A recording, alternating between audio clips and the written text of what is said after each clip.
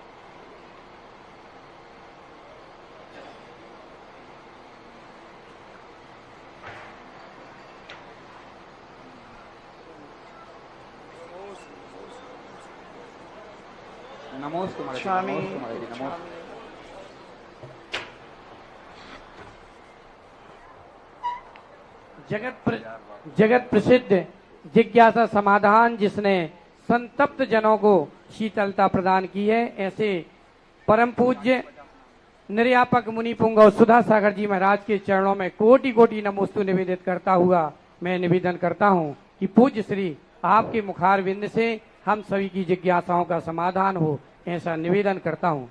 बोलिए संत श्रोमणी आचार्य गुरुवर विद्यासागर जी महाराज की, बोलिए परम पूज्य नवाचार्य आचार्य श्री समय सागर जी महाराज की, बोलिए परम पूज्य जगत पूज्य निर्यापक मुनि पुंगव सुधा सागर जी महाराज की, बोलिए मंच पर विराजमान समस्त शुल्लक महाराज की। नमोस्तु महाराज श्री, नमोस्तु नमोस्तु। साकेत जैन महोबा से पूछते हैं, नमोस्तु महाराज जी, जब एक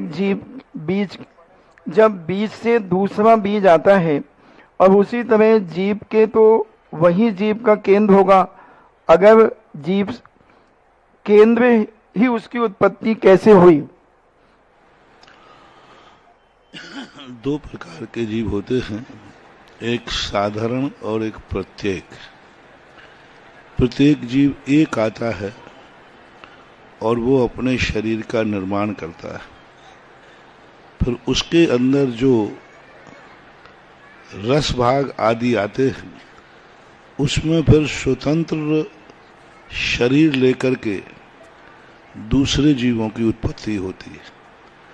साधारण जीव भी उसमें उत्पन्न होते हैं, जैसे अपना शरीर है, एक जीव ने आकर के जन्म लिया और एक जीव के जन्म के बाद फिर जैसे ही इसमें रस भाग मांस आदि बढ़ा तो अनंत निगोदिया जीवों ने अपने स्वतंत्र रूप से शरीर बना करके और उसको योनि स्थान बना लिया। लेकिन प्रत्येक शरीर में पहले तो एक ही जीव आता है, बाद में फिर अनेक जीव भी आ सकते हैं। शरणम जैन जबेरा से पूछती हैं, नमोस्तु महाराज जी, हमें ऐसा क्या करना चाहिए कि हम सभी एकजुट होकर अपने जिन धर्म की प्रभावना बहुत शानदार रूप में कर सकें और नई पीढ़ी अपना धर्म के लिए अपना सहयोग करे, बच्चा बच्चा धर्म में अपना सहयोग कैसे करे, इसका समाधान करें। जब व्यक्ति अपने निजी स्वार्थ छोड़ देता है तो परमार्थ की उत्पत्ति होती है। हम संबंध बनाते हैं यह सोच करके इससे हमें क्या मिलेगा, संबंध बनाना चाहिए यह सोच करके हम इसको क्या दे सकेंगे। बस एकता का एक संक्षिप्त सूत्र, इसको मोटिवेशन चाहिए। कोई भी संबंध हो, जितने संबंध बनते हैं उन संबंधों के पीछे बस यह जानकारी, हमें इससे क्या मिलेगा। हम मंदिर आते हैं, भगवान से संबंध बनाते हैं, तो भगवान से संबंध बनाते समय यदि ये भाव आ गया, इन भगवान से हमें क्या मिलेगा, वह संबंध एक दिन टूट जाएगा। और यदि हमें ये भाव आ गया, मैं भगवान को क्या दे सकूंगा, समझ लेना वो संबंध अमर हो गया। गुरु से संबंध बनाया, इन गुरु से हमें क्या मिलेगा, जिस दिन नहीं मिलेगा उस दिन संबंध टूट जाएगा। और हमें ये भाव आ गया कि मैं गुरु को क्या दे सकूंगा, वह संबंध अमर हो जाएगा। आप गृहस्थी में देख लीजिए, पिता यदि ये सोचे इस बेटे से मुझे क्या मिलेगा, बुढ़ापे में उसके काम नहीं आएगा। पिता ये सोचे मैं बेटे को क्या दे सकूंगा। बेटा यदि सोचता है कि पिता से मुझे क्या मिलेगा, तो वो संबंध टूट जाएगा। बेटा यदि ये सोच ले कि मैं पिता को क्या दे सकूंगा, वो संबंध अमर हो जाएगा। हर व्यक्ति हर वस्तु पर अपनी वासना को निवज्जित कर रहा है। मुझे इससे क्या मिलेगा। एक पौधा लगाता है, उसको कुछ नहीं मिलता तो उखाड़ के फेंक देता है। कभी ये नहीं सोचता है कि इस पौधे को मैं क्या दे सकता हूं। और इस सूत्र को लेकर के आपको सारी दुनिया में कुछ दिन जी के देखिए, मैं सामने वाले को क्या दे सकता हूं। ये परिणाम जैसे आएगा, धर्म में, समाज में, परिवार में, राष्ट्र में एकता का शंखनाद हो जाएगा। और जब तक ये परिणाम रहेगा, मुझे इससे क्या मिलेगा, वह संबंध ज्यादा दिन नहीं चलेगा, बहुत जल्दी टूट जाते, बहुत जल्दी टूट जाएंगे। क्योंकि हमारे मन में एक भाव आ गया, इससे मुझे क्या मिलेगा। उस दिन जिस दिन नहीं मिलेगा, उसी दिन संबंध खत्म हो जाएगा, उसी दिन संबंध टूट जाएगा। आज जितने संबंध आपके बाप बेटों में टूट रहे हैं, परिवार में भाई भाई से टूट रहे हैं, मात्र इस कारण से टूट रहे हैं कि वो सोचा अब इससे हमें क्या मिलेगा। आप मंदिरों से भी टूट जाते हैं, बोले अब मंदिर से मुझे क्या मिलेगा। जब तक मिलने की आशा है तो संबंध बना हुआ है, और मिलने की आशा टूट जाए तो संबंध टूट जाता है। थोड़ा परिवर्तन कर लो कि हम जब संबंध बनाएंगे तो ये सोच के बनाएंगे कि जिससे मैं संबंध बना रहा हूं, इसको मैं क्या दे सकूंगा। इस संबंध की विचारधारा आपके अंदर पनप जाएगी, सारे कार्य अपने आप एकता का रूप धारण कर लेगा। सुमित जैन अजमेर से पूछते हैं, नमोस्तु महाराज जी, मुझे पंचकल्याणक प्रतिष्ठा महोत्सव में आदि कुमार बनने का सौभाग्य प्राप्त हुआ। इससे मेरे जीवन में पुण्य की वृद्धि हुई या हानि? कोई भी पात्र बनने से पुण्य और पाप के न हानि लाभ नहीं होता। उसके बनने के बाद आपको कैसा लगा, अवभाग्य। कोई भी धर्म, कोई भी नियम, व्रत छोटा बड़ा नहीं होता। उसको लेने के बाद आपको कैसा लगा। मुनि बनने से कोई फायदा नहीं है, पर मुनि बनने के बाद आपको कैसा लगा, आनंद आया, ओहो मैं संसार के कितने पापों से बच गया, बस समझ लेना मुनि धर्म का फल मिल गया। छोटा सा नियम लिया आपने, रात्रि भोजन त्यागा, आपको कैसा लगा, अवभाग्य। आप मंदिर आए हैं, आपको कैसा लगा। तो हमेशा एक बात का ध्यान रखना कि आपके अंदर जिस कार्य को आप कर रहे हैं उसमें आपकी अनुभूति क्या है। आदिनाथ बनने के बाद आपको कैसा लगा कि मैंने कितने भाग्य हैं, आज मैं सामान्य संसारी प्राणी बन के जन्मा था और आज मुझे आदिनाथ का पात्र बनने का सौभाग्य मिला। हे भगवान, आज मात्र बना हूं पात्र, वो दिन कब आएगा मैं सही में आदिनाथ बन जाऊंगा। ऐसी अनुभूति करेंगे तो पुण्य का बंध होगा। बाकी नाटक तो एक नाटक खोर भी खेल लेता है। नाटक तो पैसे के लिए पात्र तो वो भी बन जाते। नाटक खेलने वाले जो आते हैं पैसों में, वो भी आदिनाथ बन के आदिनाथ का नाटक खेल जाते, लेकिन उनको आदिनाथ का पुण्य का बंध नहीं होगा। संजय जैन पापड़ीवाल इंदौर से पूछते हैं, नमस्ते महाराज जी, हम कहीं भी बाहर जाते थे, कोई भी काम आदि करते थे तो पूज्य आचार्य श्री की तस्वीर को देखकर और उन्हें स्मरण करके हाथ जोड़ करके हम चले जाते थे, काम में सफलता प्राप्त होती थी। मेरे मन में अब संशय है कि आज आचार्य श्री नहीं है, तो क्या हम उसी प्रकार हमें आशीर्वाद प्राप्त होता रहेगा? इस बात का प्रश्न का जवाब 2000 वर्ष पहले समंतभद्र महाराज ने दिया। कोई व्यक्ति चले जाने से उसकी अतिशय शक्तियां नहीं चली जाती, क्योंकि वह हमें कुछ देता लेता ही नहीं था। हमारी भक्ति से हमें मिलता था।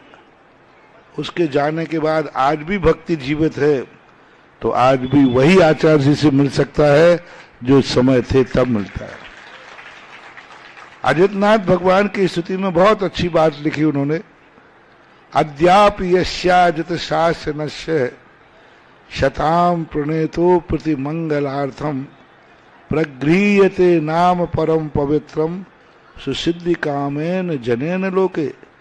हे भगवान, एक ऐसा चमत्कार है, आप करोड़ों लाखों वर्षों पहले मोक्ष चले गए, लेकिन मैं देख रहा हूं जनेन लोके, इस लोक में आज भी आपका नाम लेते हैं तो उनके काम ऐसे हो जाते हैं जैसे आप सामने थे तब होते थे। ये इतना बड़ा कंसेप्ट समंतभद्र महाराज ने दिया, इतना बड़ा खोज महाराज ने खोजी कि यदि हमारी इच्छा है तो व्यक्ति के जाने के बाद भी उनका नाम काम कर देता है। उस समय व्यक्ति का काम कर रहा था, आज वही नाम काम कर सकता है। भक्तांबर में भी यही बात कही, त्वंसंग कथाम जगताम दुर्तानि हंति। हे भगवान, आपकी तो बात बहुत दूर रही, आपकी कथा करने मात्र से भी हमारे पापों का क्षय हो जाता है। तो आज भी आचार्य श्री भली चले गए, लेकिन उनके नाम से भी हमारे सारे काम हो सकते हैं, होंगे।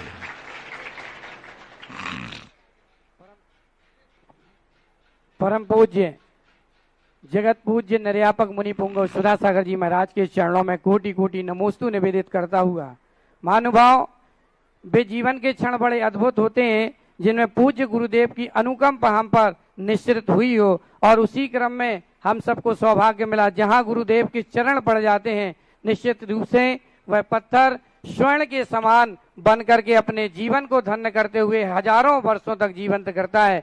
उसी रूप में पूज्य गुरुदेव के चरण इस बांदकपुर नगर में जो कुंडलपुर का प्रवेश द्वार कहा जाता है, जब पड़े तो जहां आरसीसी का जिनालय बनने का भाव बना था, वहीं आज पत्थर के मंदिर के रूप में वह निर्माण के रूप में यहाँ प्रतिष्ठित होगा, और पूज्य गुरुदेव के मुखारबिंद से उसका नाम श्री पारसनाथ धाम यह दिया गया है, जो कि हजारों वर्ष तक ऐसे ही उत्कृष्ट रूप से पुण्य के संचय का कारण बनेगा।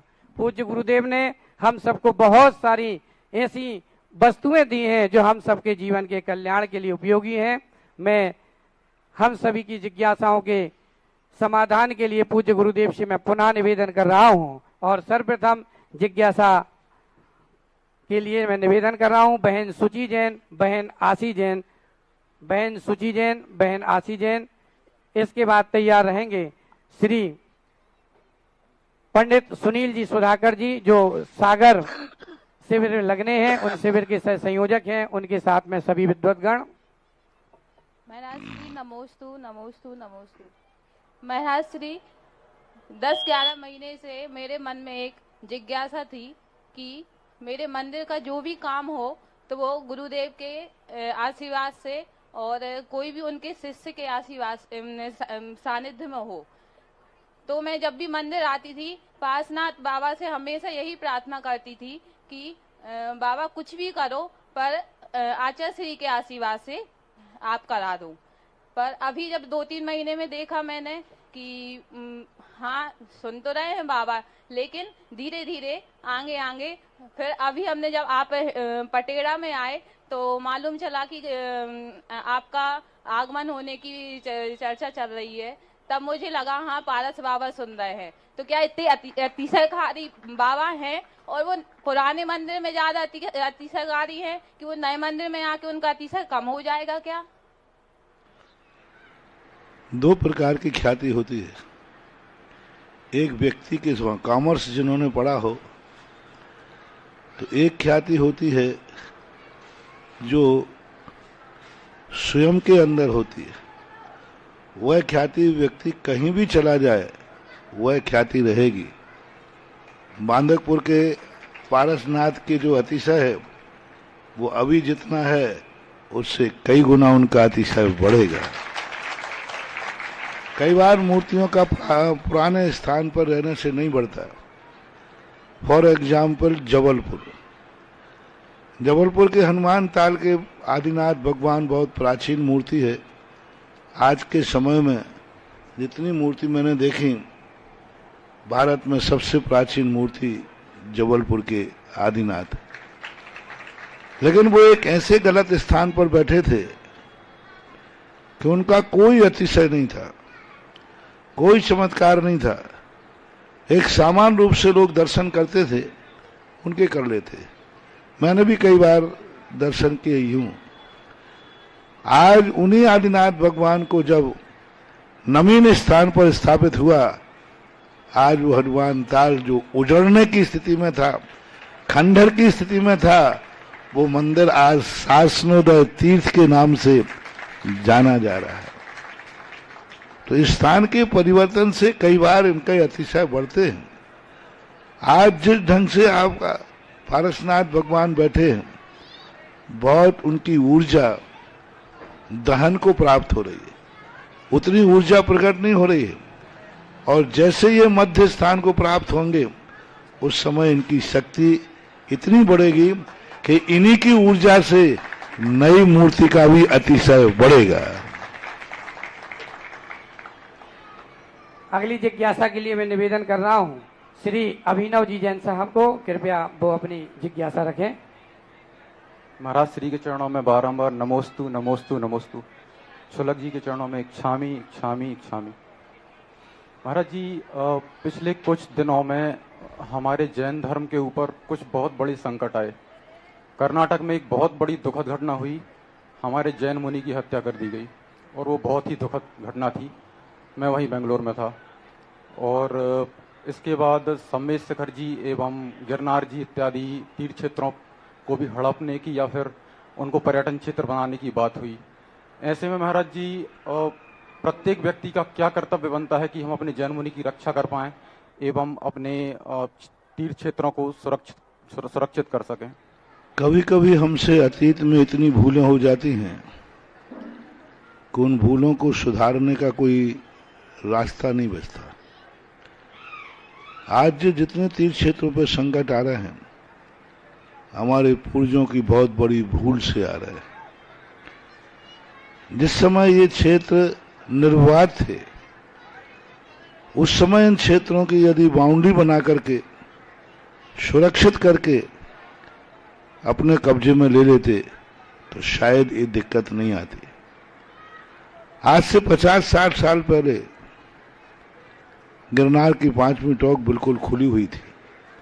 सब दर्शन करते थे, सब देखते थे। उस समय यदि हम उस टोक को बाउंड करके एक पुजारी की स्थापना वहां कर देते शायद आज ये संकट नहीं आता।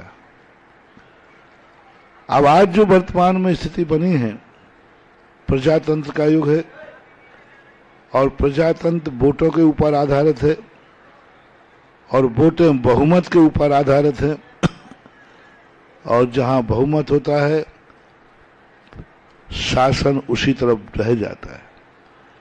अपना पुरुषार्थ अपनी जितनी शक्तियां हैं अपन को लगाना चाहिए, अपन को पुरुषार्थ करना चाहिए। सफलता कितनी मिलेगी यह विचार नहीं है। साधु संतों के लिए भी अपनी आचार संहिता के दायरे में रहना चाहिए। आचार संहिता को यदि हम पालन करेंगे, हमारे जो आचार विचार जो हमारे आचार्यों ने शास्त्रों में रखे हैं, हम एक स्थान पर अधिक समय न रुकें। अधिक समय रुकने से राग ही बढ़ता है, सो बात नहीं, देश भी बढ़ता है। देश भी बढ़ता है, नियम से हो जाता है।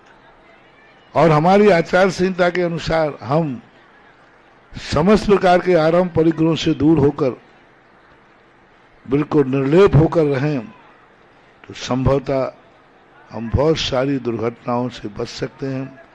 कोई भी दुर्घटना होने के पहले और दुर्घटना के प्रति चिंता करने के पहले हमें दुर्घटना के कारणों पर भी विचार करना चाहिए। यदि कारणों पर हम विचार नहीं कर पाएंगे दुर्घटनाएं घटती रहेंगी, हम दुख मनाते रहेंगे।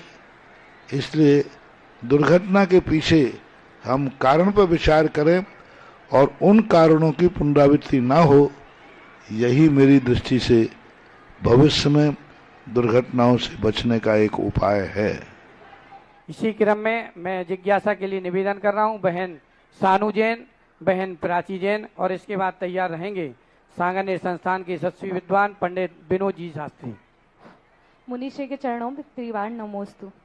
मुनिषी, मेरी शंका है कि जब बड़े बड़े संतों का समागम मिलता है आहारचर्या में तो भक्तों के मन में बहुत ज्यादा उत्साह होता है कि आहारचर्या में आहार देना है। जब मिलता है तब तो असोला हो जाता महाराज जी। 16 और 18 का विवेक नहीं रहता और कई बार तो लोग ऐसे पानी से ऐसे छींटे डाल के शुद्धि कर लेते हैं पंच नमस्कार मंत्र से। तो महाराज जी उसमें आहार दे सकते हैं या नहीं दे सकते, क्या पाप है?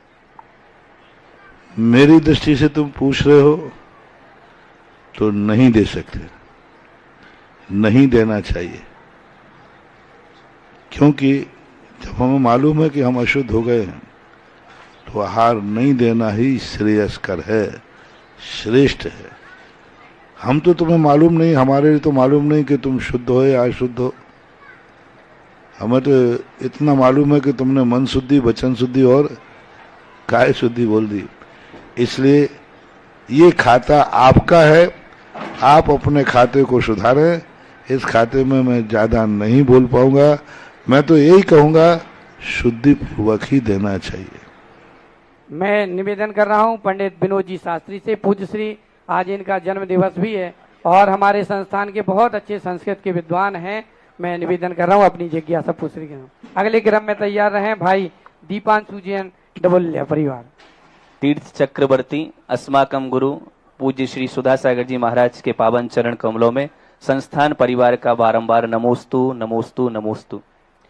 महाराज श्री आगम के अनुसार और यत्र कुत्र लेखों में कुछ पाया गया, अनादि मिथ्या दृष्टि जीव को सर्वप्रथम सम्यक दर्शन अधिगमज के माध्यम से होता है और निसर्गज के माध्यम से नहीं होता। परंतु अनादि मिथ्या दृष्टि जीव को निसर्गज माध्यम से क्यों नहीं, क्या ऐसा कुछ आगम में उल्लेख है? पहली बात तो अधिगम और निसर्गज सम्यक दर्शन की जो चर्चा है पूज्यवर उमा स्वामी महाराज ने ही की है। अन्य आचार्यों ने षटखंडागमकार आदि घूमट सारकार आदि में इसकी चर्चा नहीं। रही बात निसर्गज की जो डेफिनेशन टीकाकारों ने बनाई है, पूज्यपाद स्वामी अकलंक स्वामी विद्यानंदी महाराज ने, उन्होंने निसर्गज सम्यक दर्शन की बहुत अच्छी परिभाषा बनाई। वर्तमान में उपदेश के अभाव में जो प्राप्त होता है वह निसर्गज वर्तमान शब्द लगाया।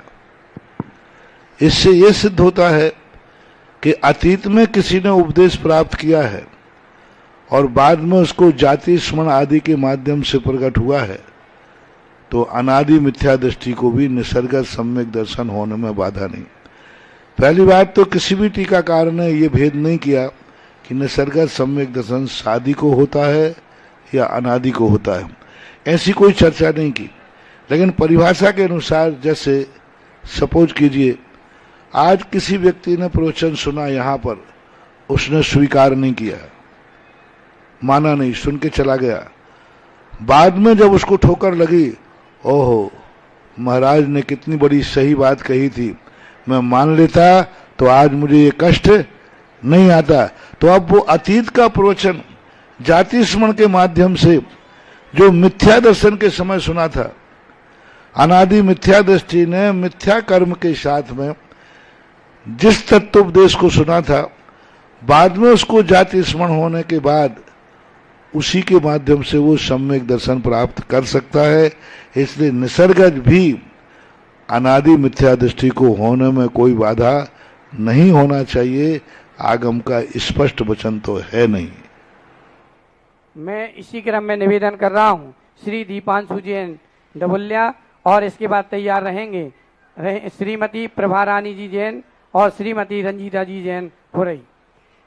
श्री पारसनाथ धाम बांदकपुर के प्रणेता और सूत्रधार मुनि श्री 108 सुधा सागर जी महाराज जी के चरणों में बारंबार नमोस्तु नमोस्तु नमोस्तु।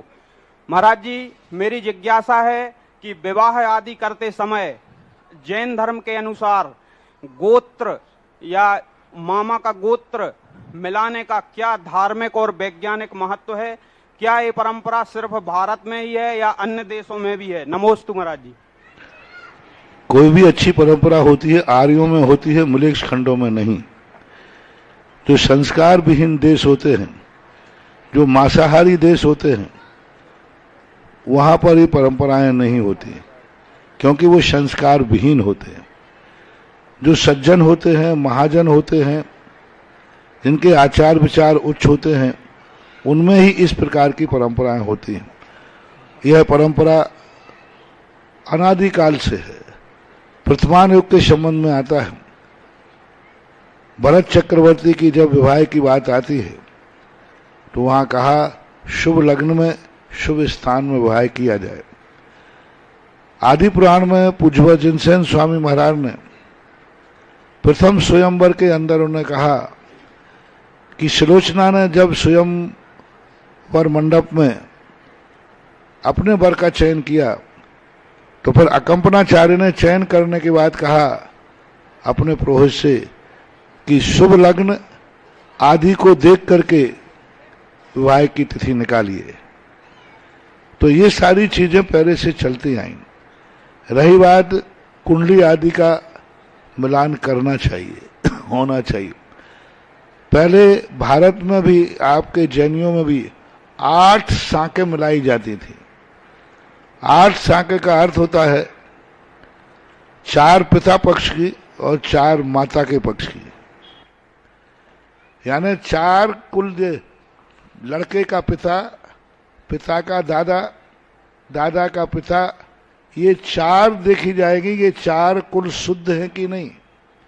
उधर माता का, कि जिस बच्चे से बच्चे की शादी हो रही है उसकी माँ किस गोत्र की है, किस कुल की है, किस जाति की है, फिर उस माँ की माँ और माँ की माँ, इस प्रकार के 4 मातृपक्ष के और 4 पितृपक्ष की पीढ़ियों की शुद्धता देख करके शादी की जाती थी। ये परंपरा थी।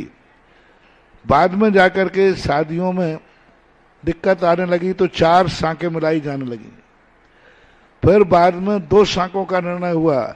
आज तो सांके फाके पता ही नहीं है कहाँ है। वो जिसकी शादी हो रही है वही शुद्ध है कि नहीं, यही पता नहीं है।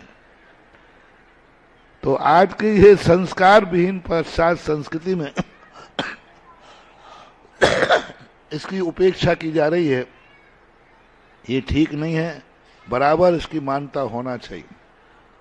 कुलादि की परंपरा का संबंध जो था वो शास्त्रों से एक विवक्षा रूप में, भांजे आदि, फूफा आदि के दक्षिण भारत में आज भी शादियां होती हैं। उत्तर भारत में इसका परहेज है। उत्तर भारत में इसके लिए भाई का रूप मानते हैं। तो कुछ चीजें जनपद सत्य के अनुसार स्वीकार करना चाहिए। तीसरी परंपरा में निजी कुलों में, एक कुल में, एक गोत्र में शादी करने के दुष्परिणाम विज्ञान भी मानता है।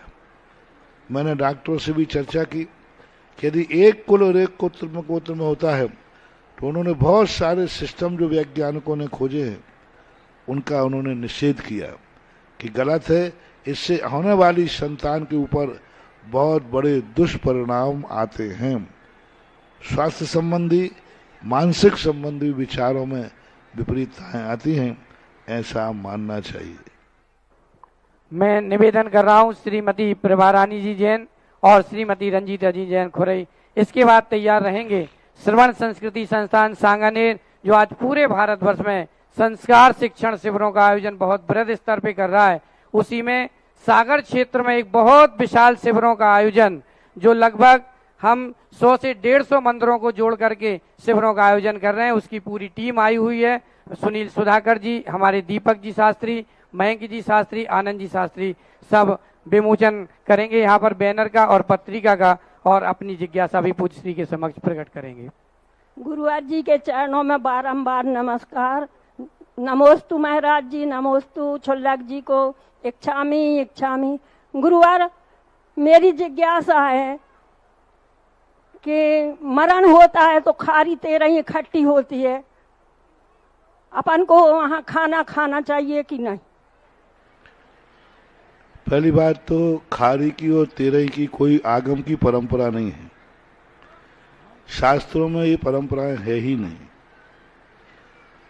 अब रही बात खाना खाने की, यदि रिश्तेदारी में गए हैं तो रिश्तेदारी के रूप में जो आप भोजन करते हैं वो कर सकते हैं, लेकिन उसने उसके उपलक्ष्य में भोज रखा है तो उसमें भोजन नहीं करना चाहिए, किसी भी रूप में नहीं करना चाहिए।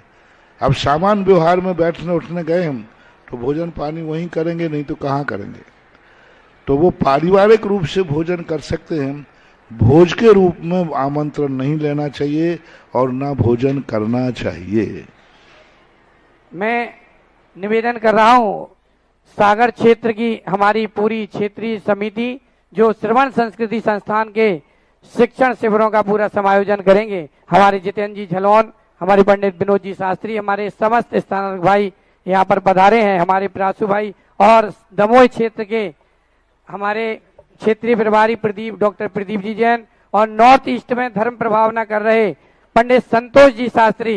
महाराष्ट्री नॉर्थ ईस्ट में श्रवण संस्कृति का डंक यदि किसी ने बजाया है तो हमारे भाई संतोष जी शास्त्री ने, जहां श्रवण संस्कृति की मूल धारा को जोड़ने में इन्होंने बहुत बड़ा उपक्रम किया है। मैं उनके लिए बहुत बहुत धन्यवाद देता हूं और मैं निवेदन कर रहा हूं पंडित सुनील जी सुधाकर शास्त्री की वो जिज्ञासा पूज्य श्री के समक्ष प्रस्तुत करें।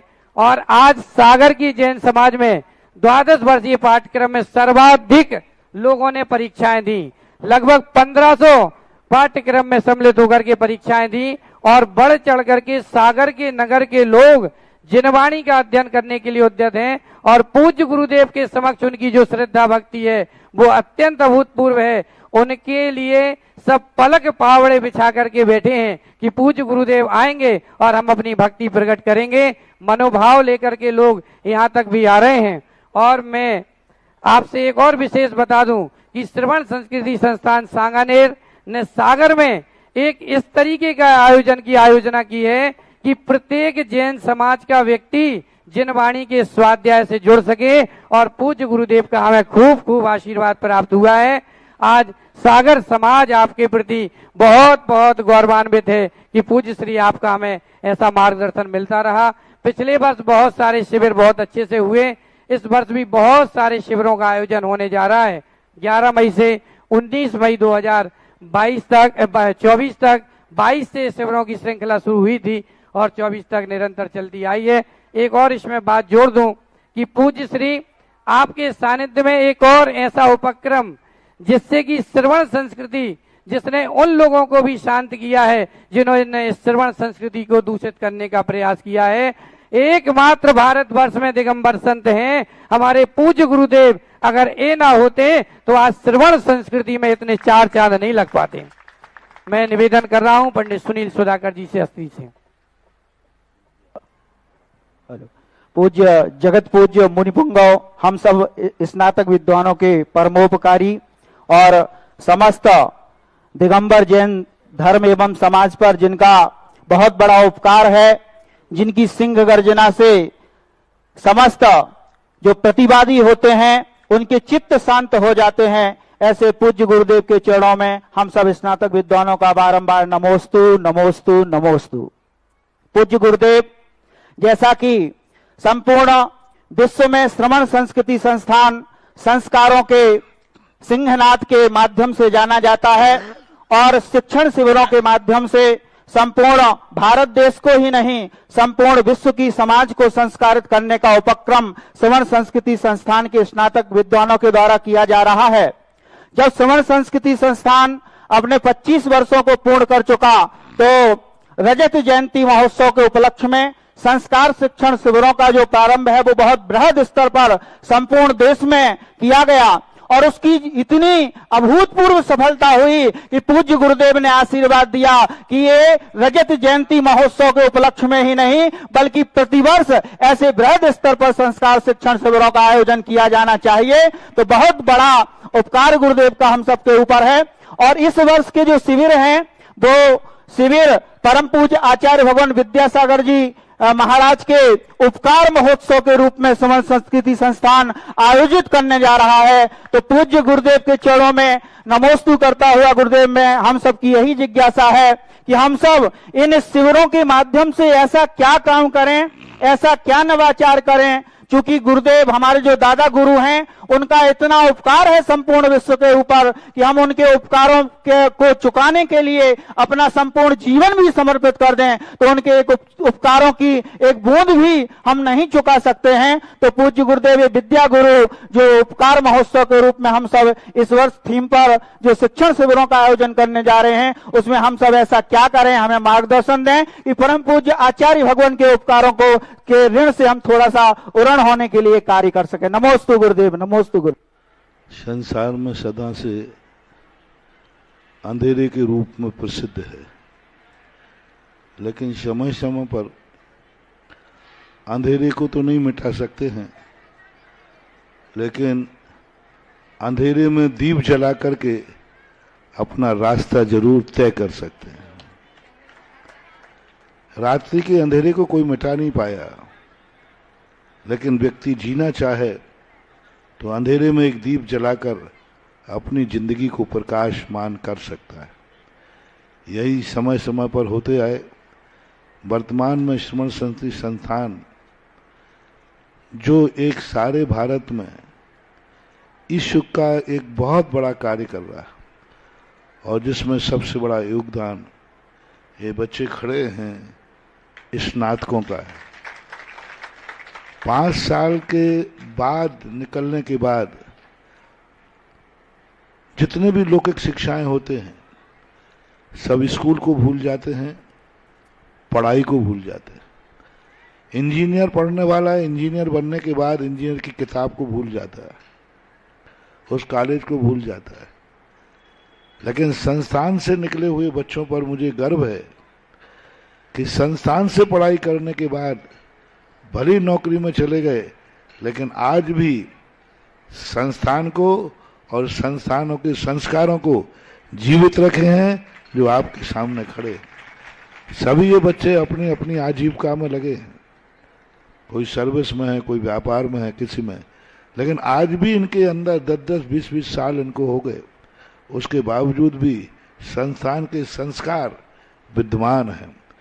और इन्हीं संस्कारों के कारण से आज सारे भारत में श्रावक संस्कार शिविर जो संस्कार शिविर लगाए जा रहे हैं, श्रमण संस्कृति शिक्षण संस्कार, उसमें बहुत सारे भारत में बहुत लाभ हो रहा है। बुंदेलखंड तो वैसे ही धर्मात्मा के रूप में जाना जाता है और सागर उसमें आशीष बाबू के नेतृत्व में जो सागर जिले में शिविरों के माध्यम से प्रभावना हुई है वो वस्तुतः साधुवाद के पात्र हैं, प्रशंसनीय। और उस स्थान पर जाकर के आज अभी बताया कि सर्वाधिक 12 वर्षीय कोर्स का वहां परीक्षा दी। समाज से मेरा इस प्रसंग में कहना है, एक इस समय संस्थान आपको कल्प वृक्ष के रूप में आया है जहां तुम्हें कुछ नहीं देना है, कोई धन नहीं देना है, कुछ भी नहीं देना है, मात्र आपको भावना करके विद्वान को अपने नगर में शिविर के लिए आमंत्रित करना है। 10 लाख क्षण पर में आमंत्रित करना है और आप प्रवचन को वहां पर सुनिए, आप शिविरों को लगाइए, आपको कुछ नहीं देना। विद्वान, हमारे सारे विद्वान निःशुल्क जाते हैं, कोई शुल्क वहां से नहीं लेते। हमारे सारे विद्वान अपनी नौकरी से छुट्टी लेकर अपने व्यापार को बंद करके ज्ञान बांटने के लिए नगर नगर गांव गांव जाते हैं।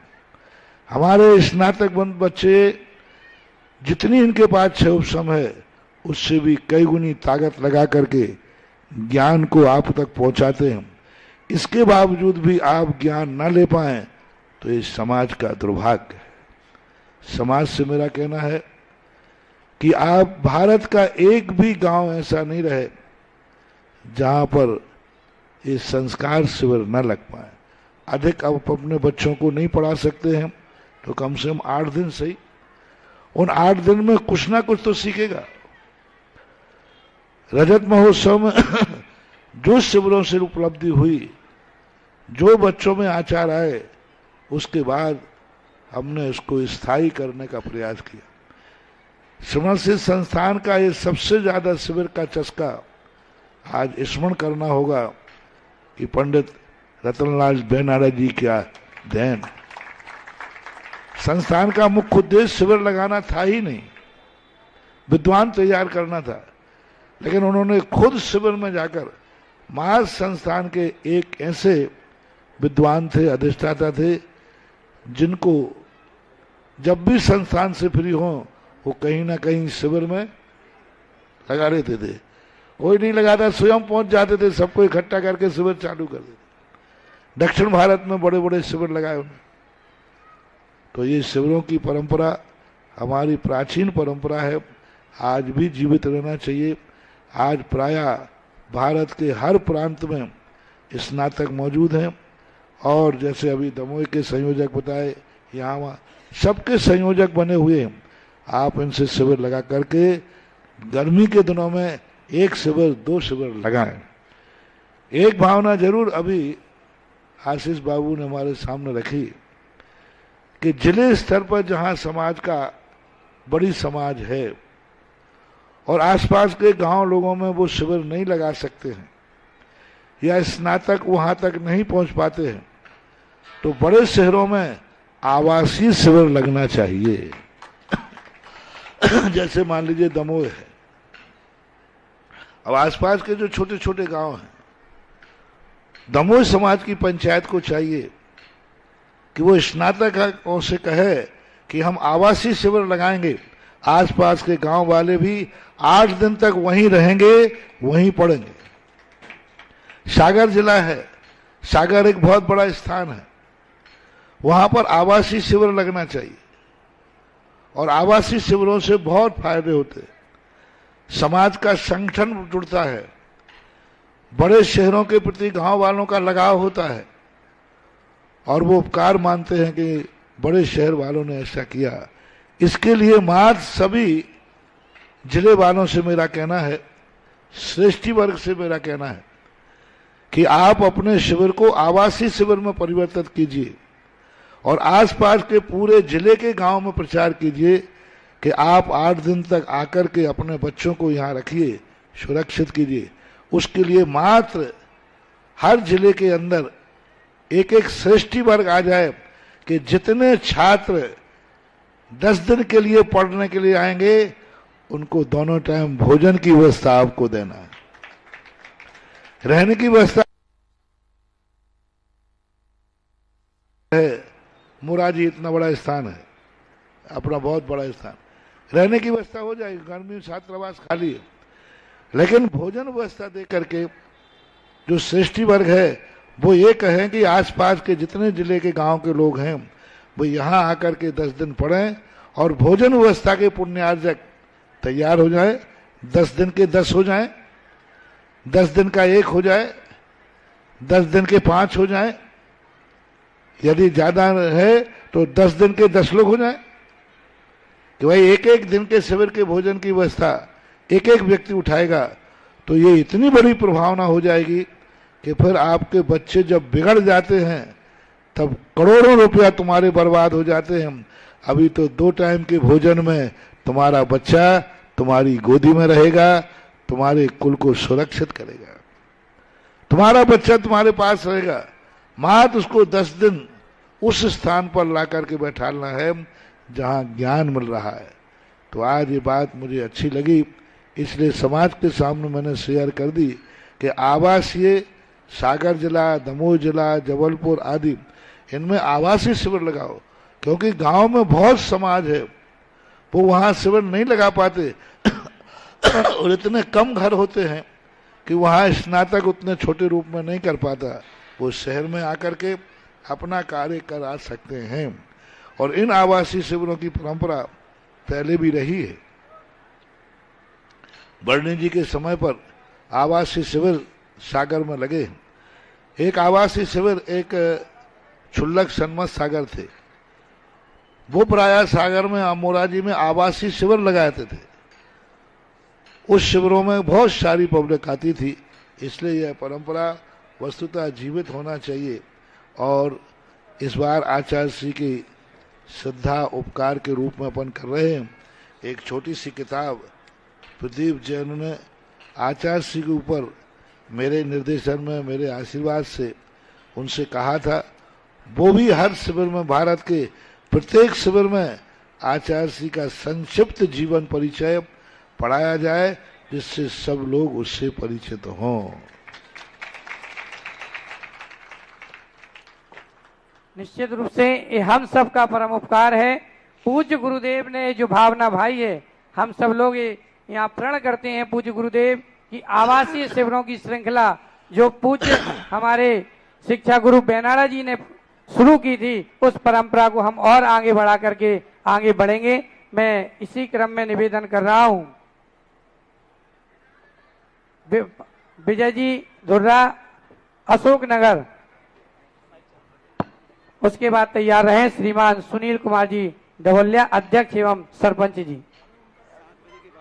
परम पूज्य आध्यात्मिक संत निर्यापक श्रमण तीर्थ चक्रवर्ती मुनि पुंगाव सुधा सागर जी महाराज के पावन पुनीत चरणों में बारंबार नमोस्तु। परम पूज्य गंभीर सागर जी महाराज पूज्य वर्ग के और पूरे संघ के चरणों में बारंबार नमोस्तु इच्छामि। परम पूज्य गुरुदेव, जैसा कि अभी यहाँ जिज्ञासा के मध्य में एक श्रवण संस्कृति संस्थान के बारे में सुना। श्रवण संस्कृति संस्थान की स्थापना 1996 में आपके जयपुर चातुर्मास में हुई और आज भारतवर्ष के तमाम विद्वान देश भर में श्रवण संस्कृति संस्थान के माध्यम से जा रहे हैं। परम पूज्य गुरुदेव संतों के साथ विहार करते हुए कई बार महसूस किया, पंडित फूलचंद सिद्धांत शास्त्री, पंडित कैलाश चंद जी, पंडित पन्नालाल जी, साहित्याचार्य जैसे विद्वानों की जो श्रृंखला आपके समय में जब आपने अध्ययन प्रारंभ किया उस समय हुआ करती थी, आज वह गौण हो गई है, ऐसे विद्वान नहीं है। लेकिन श्रवण संस्कृति संस्थान के इन 25 वर्षों में ऐसे ऐसे विद्वान निकल कर आए हैं, इनको समाज में पंडित फूलचंद सिद्धांत शास्त्री, कैलाश चंद जी जैसे विद्वानों की तरह कैसे प्रतिष्ठा मिले, जो बड़े बड़े विद्वान हैं, और उनको समाज का कैसे लाभ मिले, आपसे आपके चरणों में जिज्ञासा। नमोस्तु नमोस्तु गुरुदेव। ज्ञान दीपक को देखने के लिए दूसरे दीपक की जरूरत नहीं पड़ती। ज्ञानी व्यक्ति को खोजने के लिए दूसरे ज्ञानी की जरूरत नहीं होती। वो ज्ञानी स्वयं अपने आप में इतना प्रकाशमान होता है कि दूसरी वस्तुओं को भी प्रकाशित करता है और स्वयं को भी प्रकाशित करता है। विद्वान लोग यदि आज अध्ययन में अपनी तीव्रता से उतर जाएं, 5 साल का ही अध्ययन काफी नहीं है, पूरे जीवन को उस अध्ययन को अपने जीवन का अंग बना लें तो आज भी उस उच्च कोटि के विद्वान तैयार हो सकते हैं। बस लगन चाहिए। उन विद्वानों के पास उस समय अध्ययन करने की लगन थी, उस समय की परिस्थितियां वैसी थीं। आज भी संभव है, लगन के ऊपर है।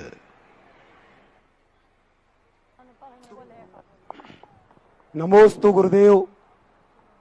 मेरी जिज्ञासा गुरुदेव 10 दिन के अंदर हुए चमत्कार के संबंध में है। हे गुरुदेव, पिछले वर्ष मेरा बेटा ललितपुर में आपके शिविर में गया हुआ था।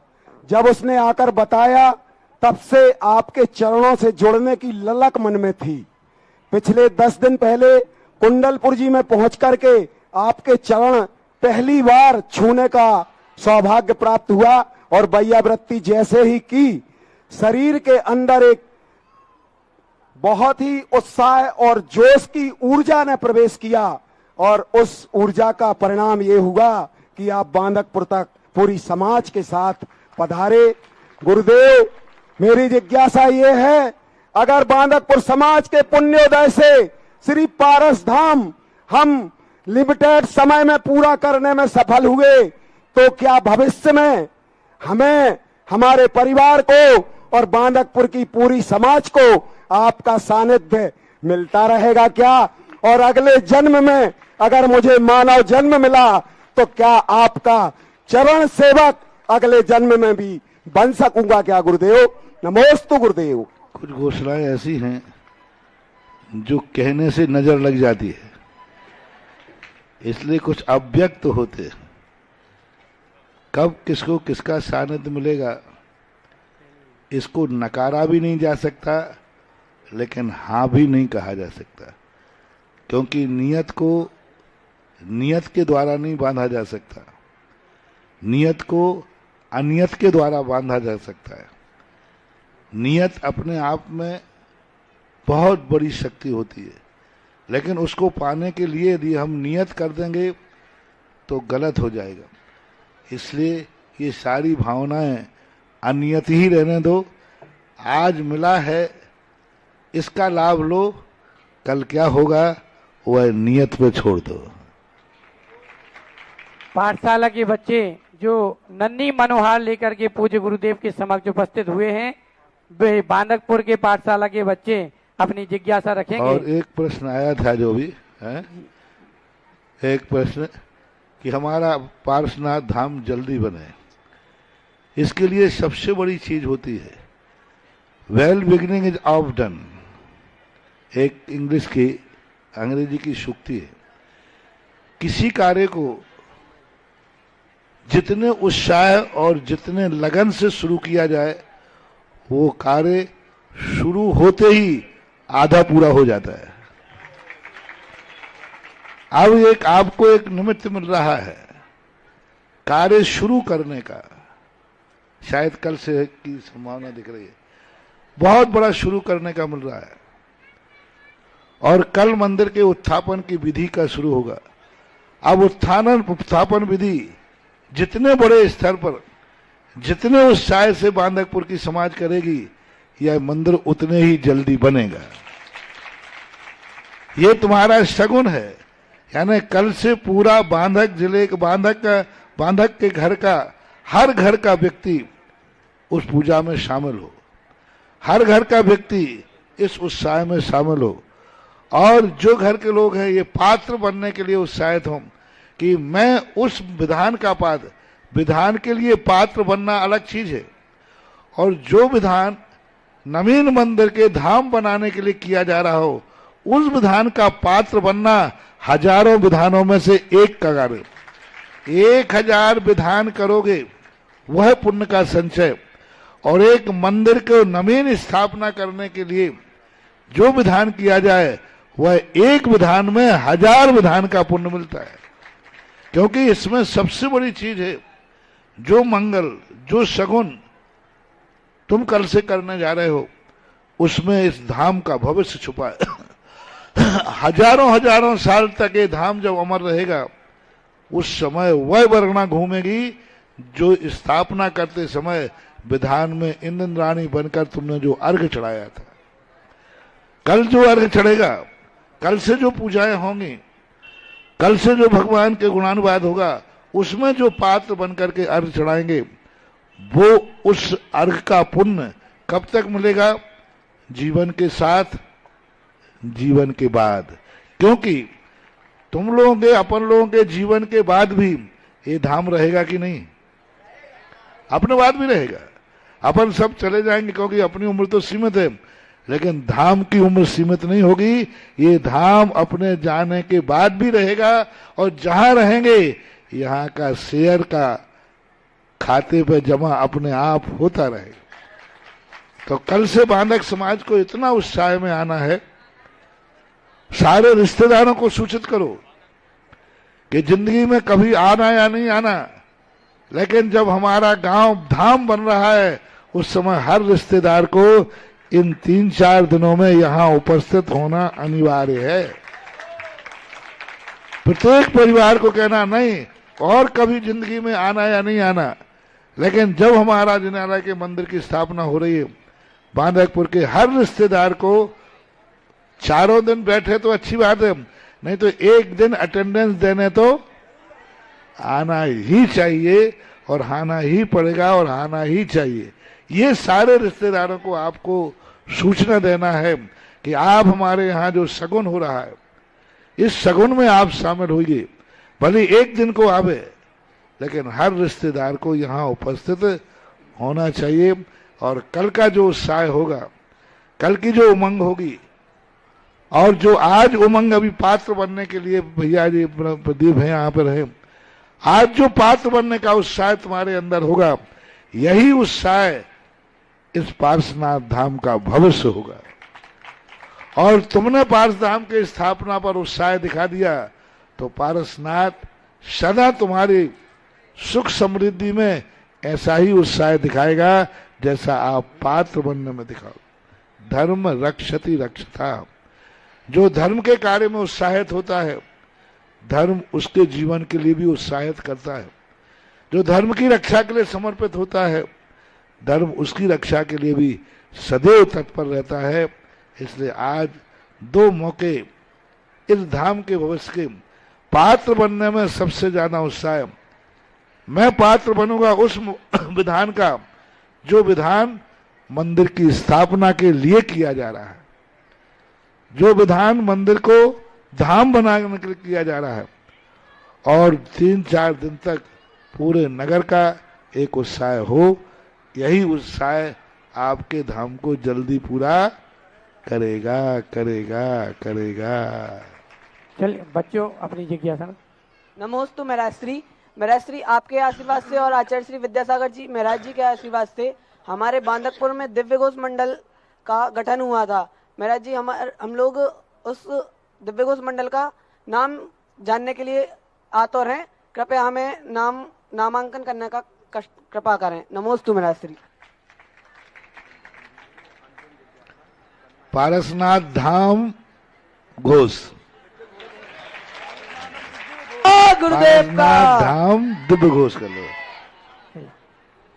इस महान तीर्थ क्षेत्र पर श्री पार्श्वनाथ धाम क्षेत्र पर बहुत सौभाग्य प्राप्त किए श्रीमती आरती जैन, श्री अरविंद कुमार जी जैन सागर, जिन्होंने 1 कलश की राशि मंदिर निर्माण में दी है। समाज समिति के लोग उनका सम्मान करना चाहते हैं, कृपया अग्रिम पंक्ति में आ जाए।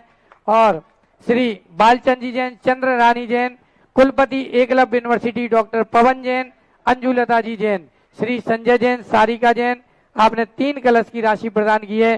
श्री राजकुमार जी जैन, अल्पना जी जैन, श्री रमेश जी, अर्चना जैन, श्री कमलेश जी, रुचि जैन, तन्मय, यश, अक्षय, आर्यन, रियांश, आपने मंदिर निर्माण में 3 कलश की राशि प्रदान करके सौभाग्य प्राप्त किया है। 1 कलश की राशि पंडित श्री मथुरा प्रसाद जी जैन, शीला जैन, प्रदीप जैन, पुष्पा जैन, राहुल जैन, चंद्रमणि, सरोज, ब्रह्मचारिणी, प्रिया दीदी, प्रज्ञा, प्रियल, प्रखर, प्रभात, इंद्र कुमार जी जैन साहब ने प्रदान की है। श्री दिनेश जैन राही, श्रीमती अमिता जैन, अक्षय जैन शास्त्री ने ये सौभाग्य उन्होंने भी प्राप्त किया है।